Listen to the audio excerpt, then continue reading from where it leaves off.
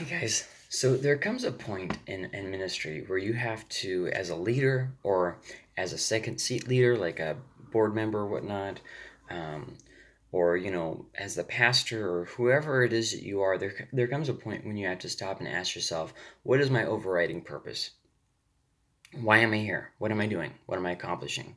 For a lot of times, we get kind of this idea of, I'm here to do the Sunday service. Then I visit the same people every week in the church, and then we go back and do the same thing again on Sunday. It's like this routine, this comfort level. We're not actually trying to reach anybody.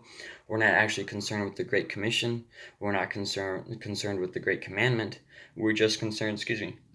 We're just concerned with this thing that we've always done, or that I feel comfortable doing.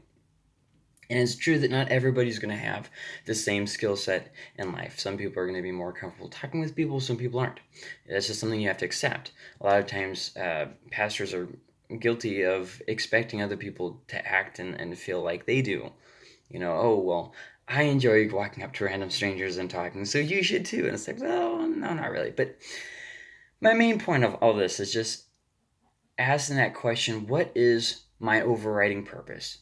Is your overriding purpose a guardian, to serve as a guardian to preserve the ways of a single era? Well, back when I was a kid, this is how we did church. Even I'm going to ignore all of church history before that, and I'm going to see this is my golden era.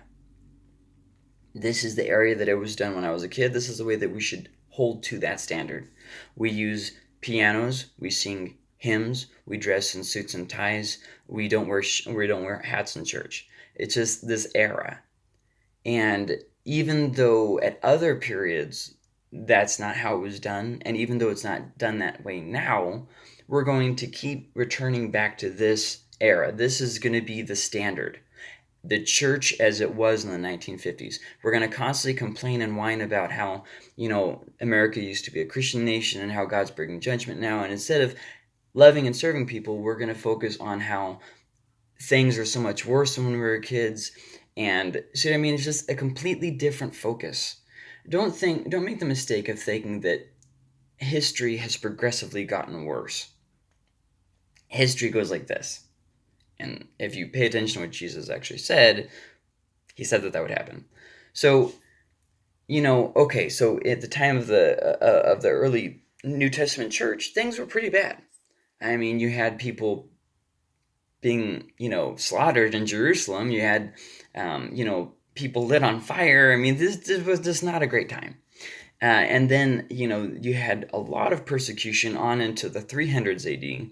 And then things got pretty mellow, but theology took a nosedive. I mean, heresy was just going crazy.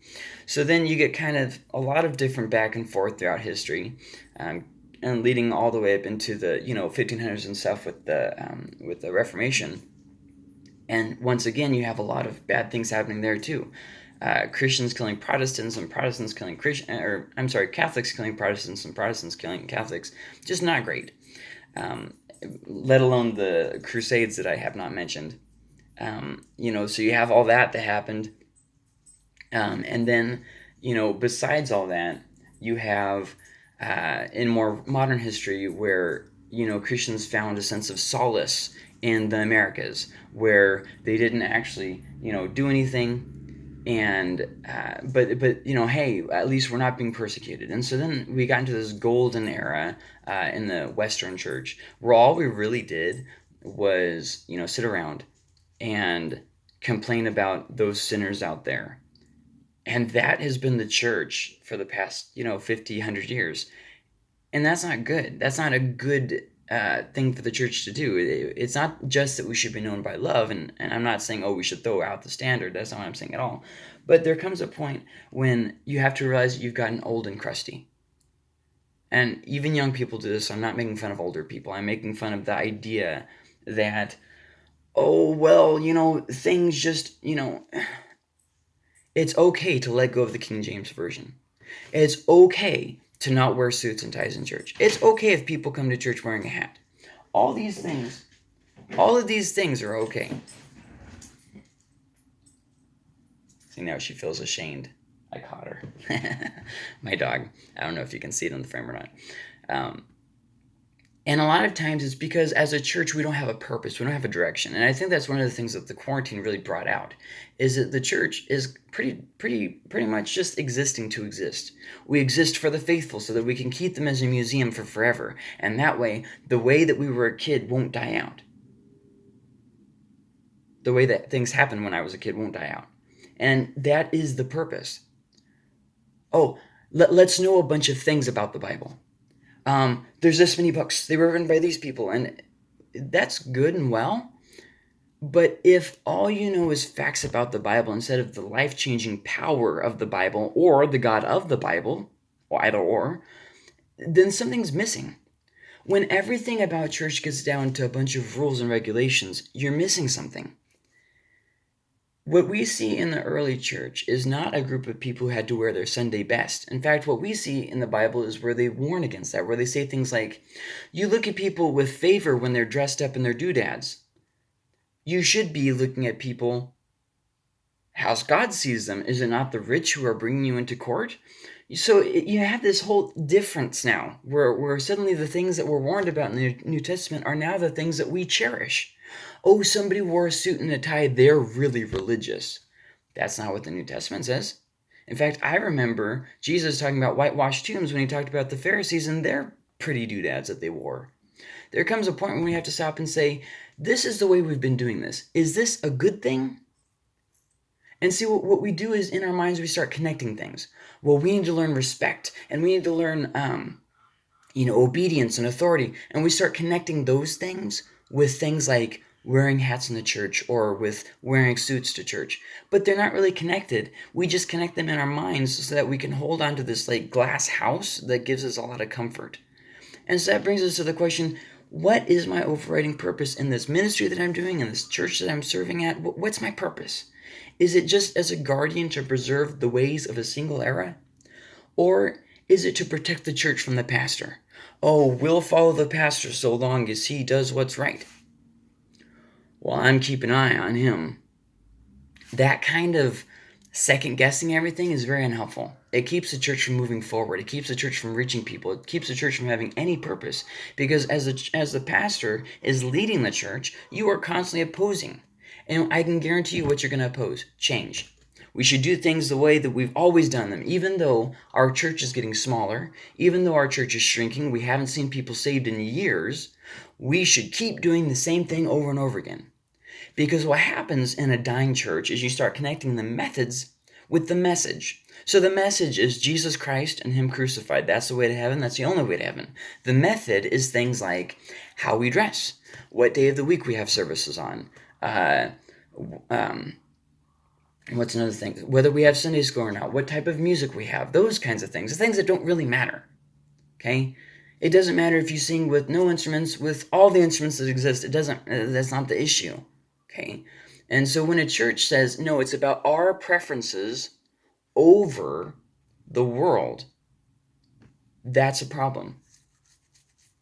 When the church exists for our preferences, when we exist to keep the church in a good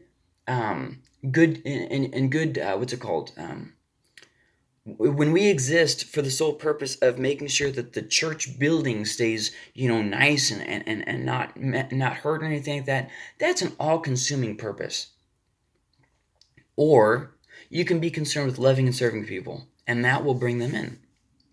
See, you can do the work that Jesus said, or you can do the work of the Pharisees.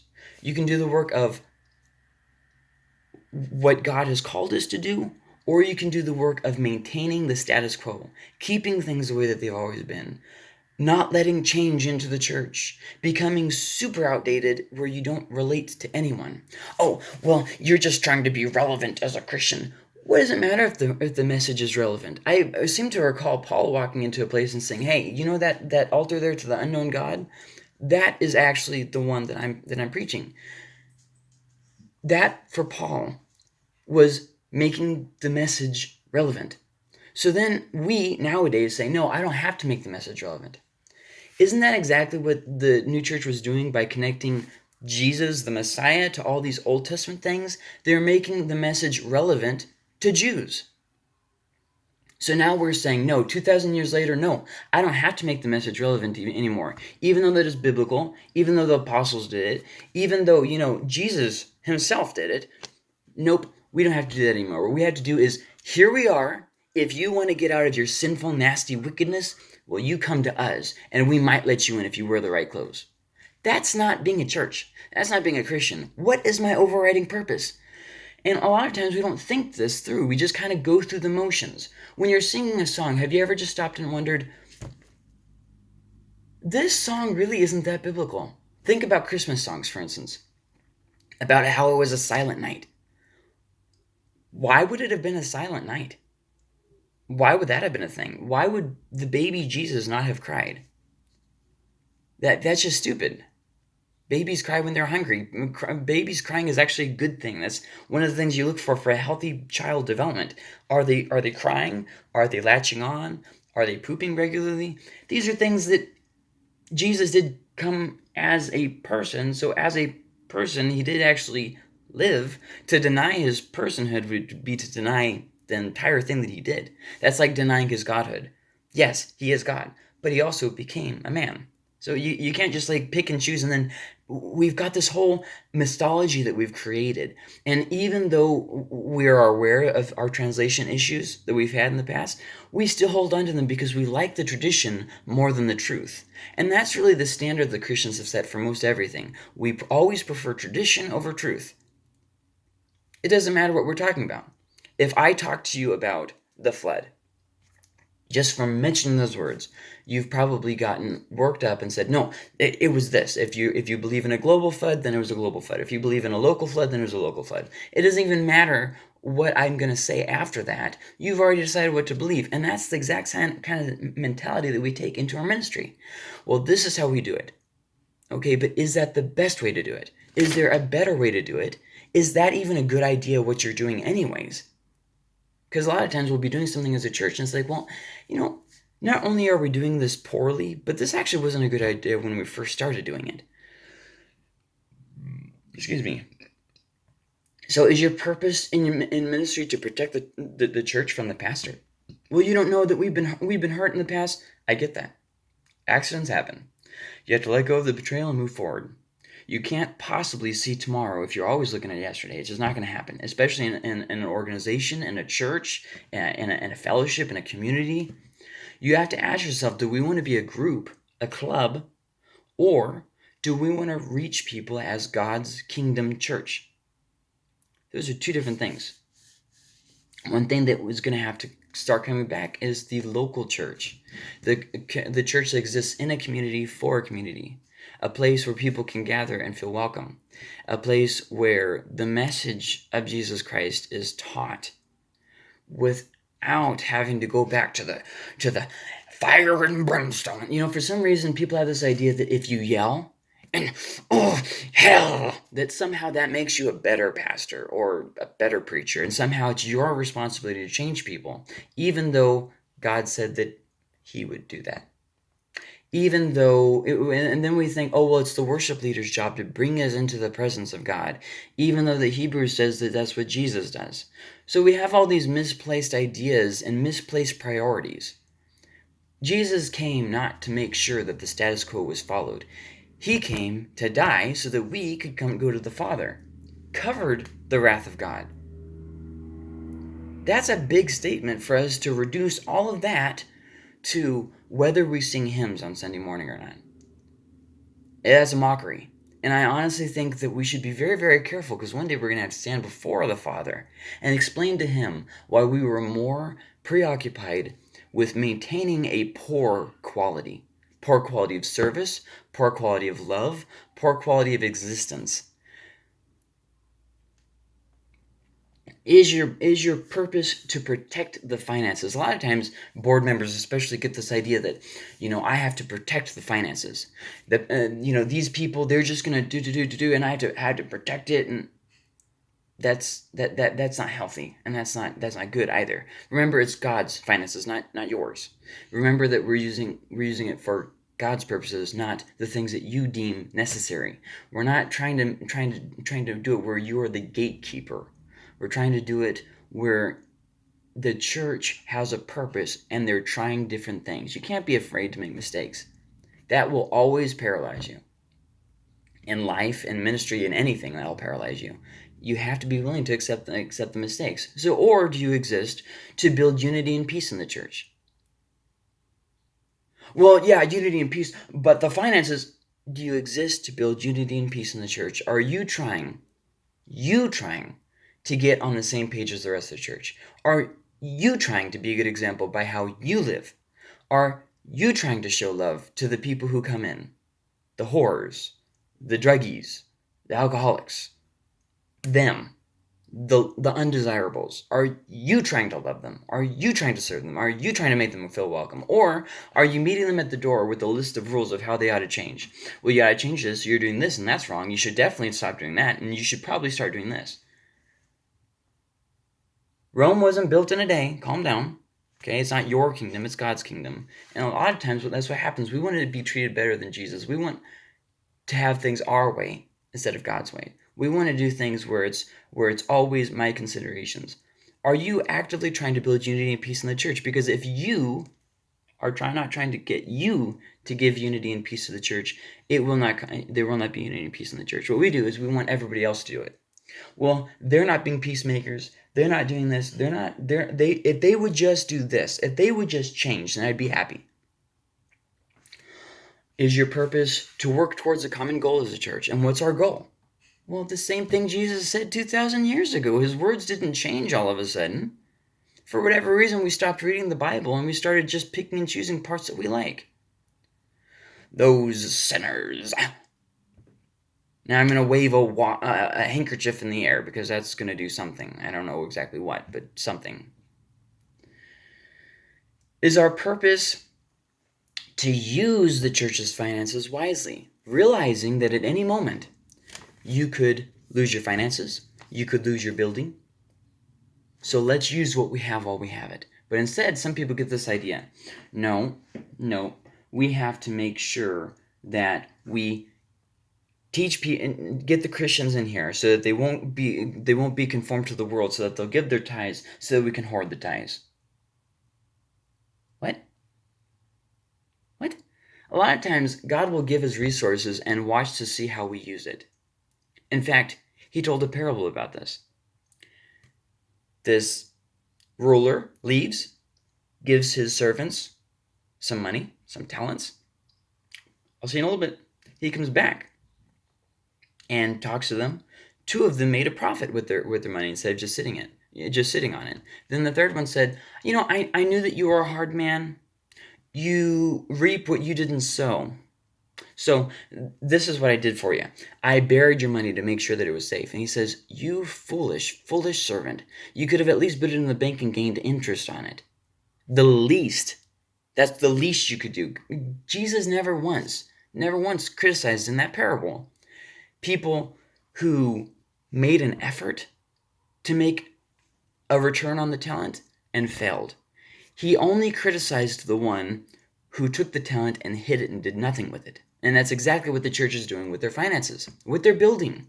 Let's use this building once or twice a week, and the rest of the week it's just going to sit there and waste. That is a terrible idea.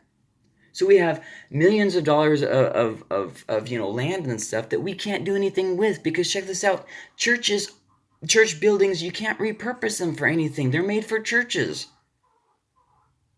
So you're stuck with this multi-million-dollar loan and building of something that you can't ever resell. You'll never make the profit back on it. Instead of wasting our resources on such foolishness, why aren't we doing something to expand the kingdom of God?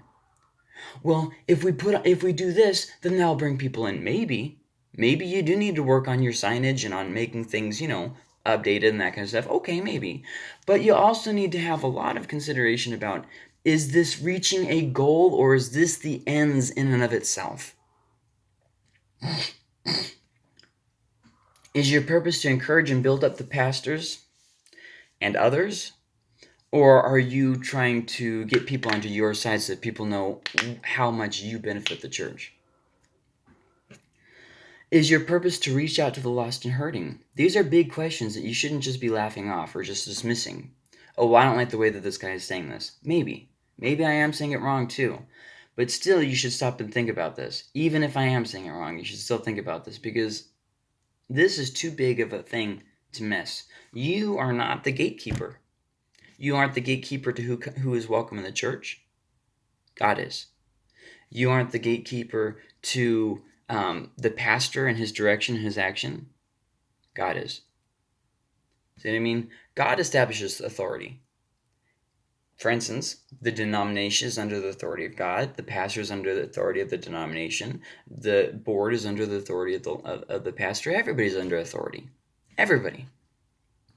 If you are trying to lead without being under authority, you are a poisonous leader. You need to get out. You need to get out of that and get under authority. And then you need to go to your authority that you've been wronging all these years. You need to let them know, look, I'm sorry. I have a terrible attitude. I need to fix that. It's not your fault. It's my fault. I need to do something about this. And you're going to notice that God's going to bless you the more you get under authority, and God's going to oppose you the more that you don't. What's going to happen is the church will move forward eventually. Maybe not with this pastor, but eventually it will. And God will hold you accountable to every single thing that you did to tear down the church instead of to move it forward towards God's purposes. He will not hold you guiltless. He gives us that warning multiple times.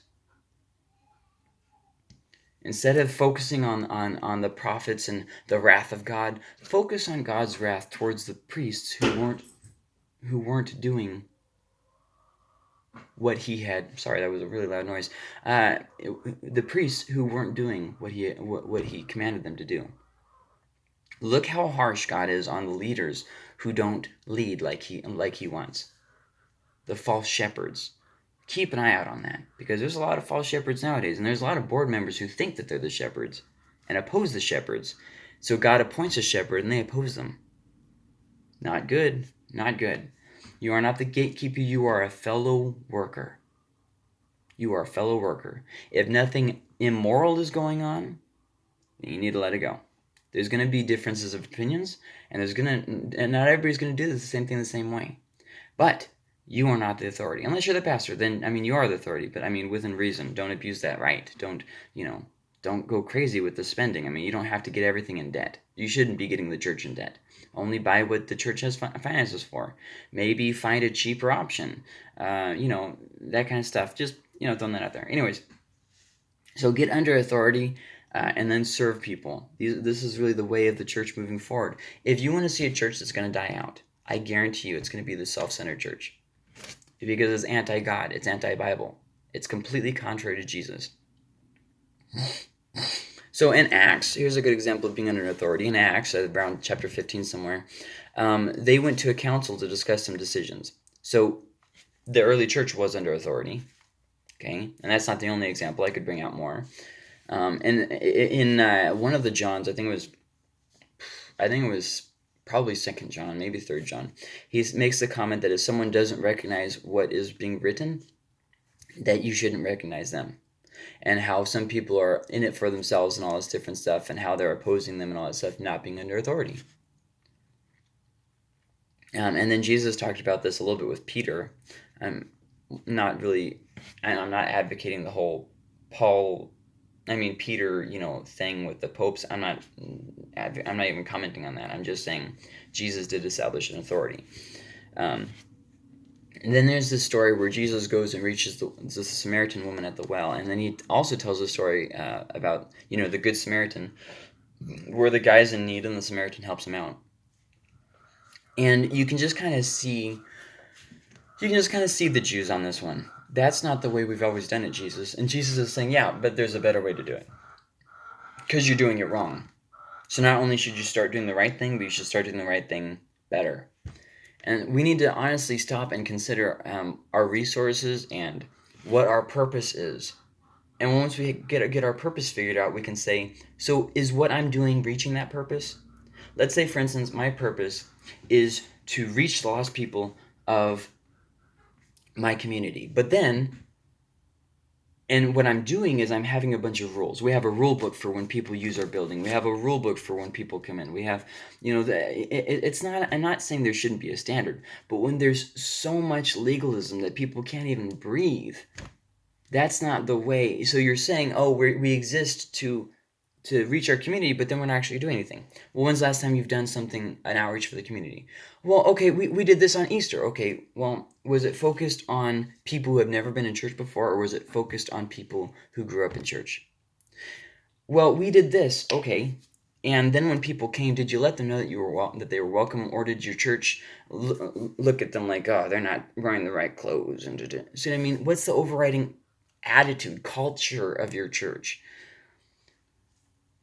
What is the purpose of your church? As a leader, you have to cast that vision, and you will have opposition because there will always be people who are in it to serve themselves. There will always be people who leave in a tiff because they are the thing, that the glue that's holding it all together. So maybe that's not the way that we've always done it, but maybe it should be. Ecclesiastes 7 talks about this. Why were the old it's not wise to say, why were the old days better than these? It's that living in the golden era, the good old days, the way we used to do it. Just because you've done it for a long way that way doesn't mean that you have to. Here's a good example. We actually made our church was just in disarray when we got there. I mean, there's no vision, no idea. They were just, hey, let's meet together on Sunday, I guess. I mean, really everything. I couldn't express in words how undirected it was.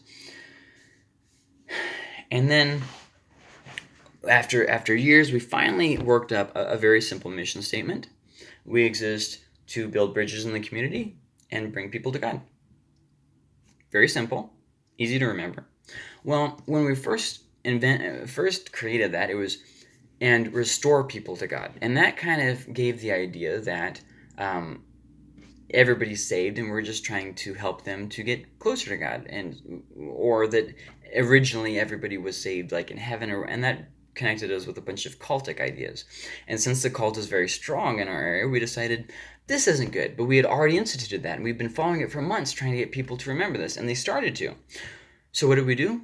Well, we realized that we could have done it better, and so we changed the wording.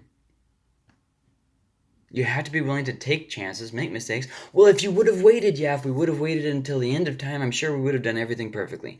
But in the meantime, the day is wasting, and the harvest is ready. We're trying to do something to reach someone. And that's really the idea. It's not that you do everything perfect. You're going to make mistakes. People are going to get mad. It's just going to happen. It seems like I'm always making people mad, completely on accident. It's not like I set out to make people mad. I try to heal people. I try to build bridges with people. I try to make sure everybody's, getting along with each other. But still, it seems like I'm always making somebody mad, unintentionally. That's going to happen. You can't get held up about that kind of stuff. The main thing I want you to get from this is, what is your overriding purpose? Why do you exist as a person, as a minister, as a church? And these are questions that we used to ask when we were kids, and then we just kind of stopped. Maybe should be something that we start asking again. What is my purpose? As a pastor, what is my purpose? As a person, as a Christian, as a church, as a board member, what is my purpose? Is the things that I'm doing helping to meet that purpose? Oh, I exist to build unity in this church. Okay, what are you doing? Well, I've been opposing the pastor on this. I've been criticizing this. This person isn't doing a very good job with that. Okay, so how are you building unity? How am I doing that? Is the things that I'm doing reaching that purpose? So I hope this gives you something to think about. And I'll see you later.